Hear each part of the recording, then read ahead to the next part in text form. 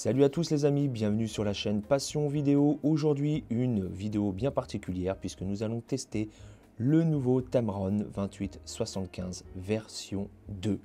Voilà, il me tardait d'avoir cet objectif. J'ai hésité entre celui-ci et le 24-70 de chez Sigma.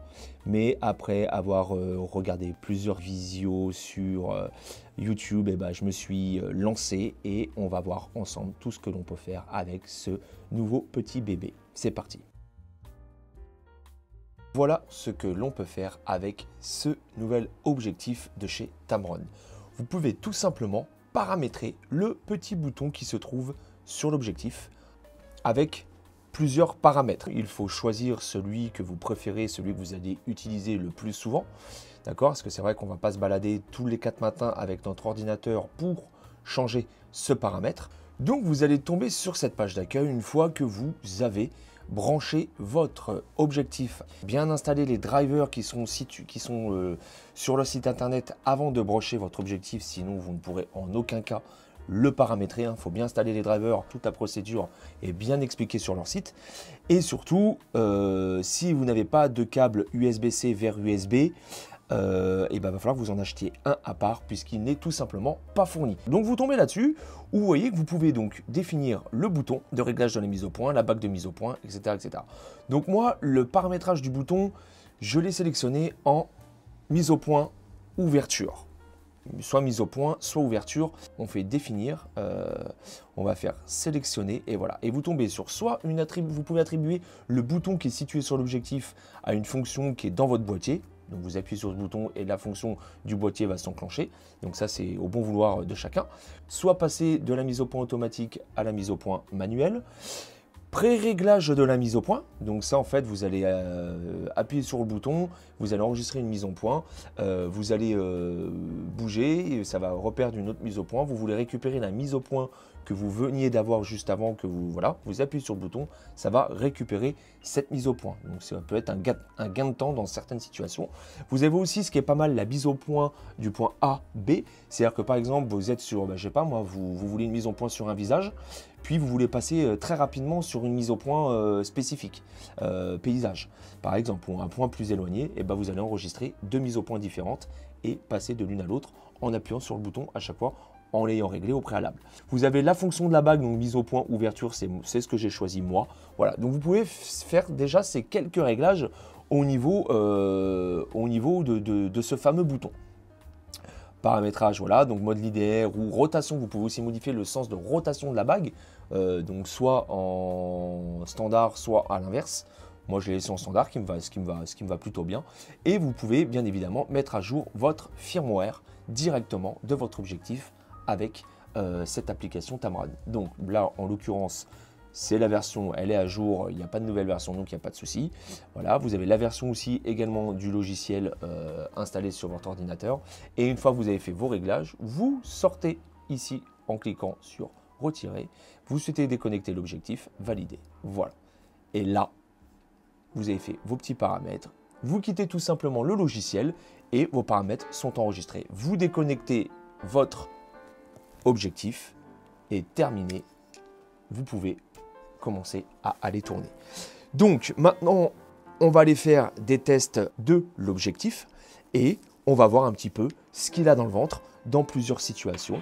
Et voilà, je ne suis pas un grand expert, donc je ne vais pas non plus vous faire quelque chose avec des mires, etc., etc. Je ne suis pas là pour ça, mais vraiment vous donner un petit peu un aperçu de ce qu'il peut faire, notamment en photo et également en vidéo. Donc c'est parti pour le test. Alors les amis, on commence avec une petite série de photos. J'ai pas pris grand chose en extérieur parce que le temps s'y prêtait pas forcément. Donc là, sortie de boîtier, sur toutes les photos les amis, aucune retouche sur aucune photo. Alors, on était tôt le matin, ouais, la luminosité c'est pas le top, mais bon, honnêtement j'ai réussi à faire un petit truc pas trop mal. Photo extérieure toujours, là j'étais je crois à 35 mm en... Par contre je sais plus l'ouverture, honnêtement je sais plus. Voilà, mais bon. Luminosité sympa, ça rendait pas mal. Là, dans mon studio, donc voilà, j'ai pris des clichés de ma batterie. Voilà, j'étais en 2 bits tout le long, là, f2 bits tout le temps parce que forcément la luminosité au niveau de la pièce, c'est pas forcément l'idéal. Voilà, donc pareil, sortie de boîtier, aucune retouche. Voilà un petit peu ce qu'on a. J'insiste bien sur le fait qu'il n'y a aucune retouche sur les photos. Bon, forcément, hein, avec une petite retouche, ça sera encore plus joli, mais bon, voilà, les clichés sont plutôt, voilà, vous avez au niveau de la mise au point et tout, c'est vraiment classe, vraiment nickel. Donc là, j'étais à 75 mm, hein, mise au point sur le vert du milieu, voilà, pareil, aucune retouche, voilà. Là, j'étais à 50 mm, ensuite on passe à 35 mm, et sur la photo qui va suivre, nous passons donc à 28 mm. Toujours pareil, aucune correction sur les photos. Voilà, donc vraiment brut de pomme au niveau du rendu. Et donc une dernière petite photo que je vous ai faite, voilà, toujours de l'intérieur, voilà, avec une vue différente. Voilà, honnêtement, au premier abord, au premier rendu, il y a un potentiel de dingue sur cet objectif. Je vous ai fait un petit portrait quand même, histoire de... Alors là, par contre, je vous cache pas, il y a quand même un petit peu de retouche au niveau du visage. Mais regardez-moi ce bokeh derrière. Voilà, la netteté au niveau du visage et tout, enfin honnêtement, top au niveau du rendu. Et maintenant, on va quand même aller voir ce que ça donne en vidéo, les amis. C'est parti.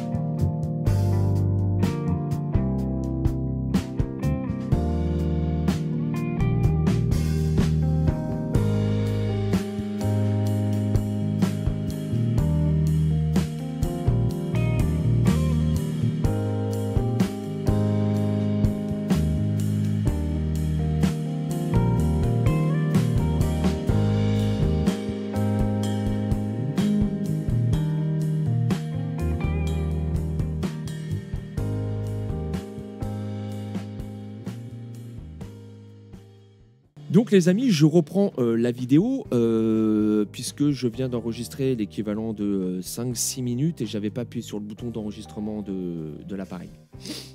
Donc ouais, ça énerve. Donc je recommence. C'est dimanche, voilà, c'est compliqué, c'est compliqué. Bon, tout ça pour vous dire, clairement, cet objectif, je ne regrette pas mon choix. J'ai longuement hésité entre le Sigma 24-70 ou celui-ci. Ce qui m'a fait choisir celui-ci, c'est notamment, principalement, le fait de pouvoir régler l'objectif ou faire la mise à jour via le logiciel Tamron. J'ai déjà un 16 mm 1.4 chez Sigma, et c'est pour ça que je voulais rester dans la gamme Sigma. Mais voilà, j'ai longuement réfléchi et voilà, je vais tenter l'expérience. Au pire, si vraiment j'avais été déçu pour une raison X ou Y, je l'aurais renvoyé, mais ça s'avère que ce n'est pas le cas.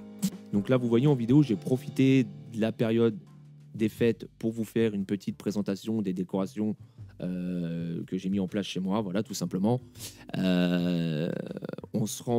Donc la luminosité n'est pas extraordinaire, donc j'étais en f2.8 tout le temps, avec une petite correction sous Final Cut Pro, puisque je tourne encore une fois en HLG avec un Sony A6400, d'accord. Il y a moyen d'obtenir quelque chose d'assez sympathique, même en intérieur, faible luminosité. Bon, après, il faut bien évidemment ne pas être trop gourmand avec les ISO. Vous voyez ce que je veux dire. Bref. Donc vous voyez, cet objectif, c'est vraiment, il est très polyvalent. On part de 28 jusqu'à 75 mm. Donc encore une fois, moi, j'ai un Sony A6400, donc un APS-C. Et donc, mon image est croppée. C'est un objectif qui sera encore différent sur un boîtier plein format. Bon, mais voilà, ça s'adapte. Voilà, honnêtement, c'est un petit peu croppé quand même, hein, ce qui est évident. Mais voilà, c'est quand même le top au niveau du rendu, du piqué. Voilà, c'est plutôt très très très intéressant. Voilà, donc je regrette pas mon choix. Si vous vous posez encore des questions, écoutez, si vous voulez un objectif vraiment polyvalent, de bonne facture, qui a un rapport qualité-prix, honnêtement, enfin voilà, alors il est pas stabilisé, attention, voilà, moi j'ai un boîtier et une optique qui n'est pas stabilisée, mais j'ai un stabilisateur. Bon, ça compense un petit peu la catastrophe, mais idéalement, si vous avez un boîtier stabilisé, bon déjà, ça limitera, et que vous n'avez pas de stabilisateur, ça limitera la casse. Il faut bien partir du principe que cet objectif n'est pas stabilisé. Donc moi, pour ma part, cet objectif remplit la part du contrat, à savoir être le plus polyvalent possible en fonction de ce que j'avais déjà, à savoir un Sigma 16 mm.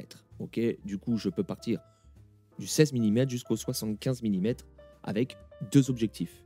Et honnêtement, c'est top. Ouverture à 2,8. Donc en fonction des conditions de luminosité, vous avez vu là, j'étais en intérieur. C'est des lumières un petit peu tamisées puisque c'est des lumières, des cônes Noël, etc.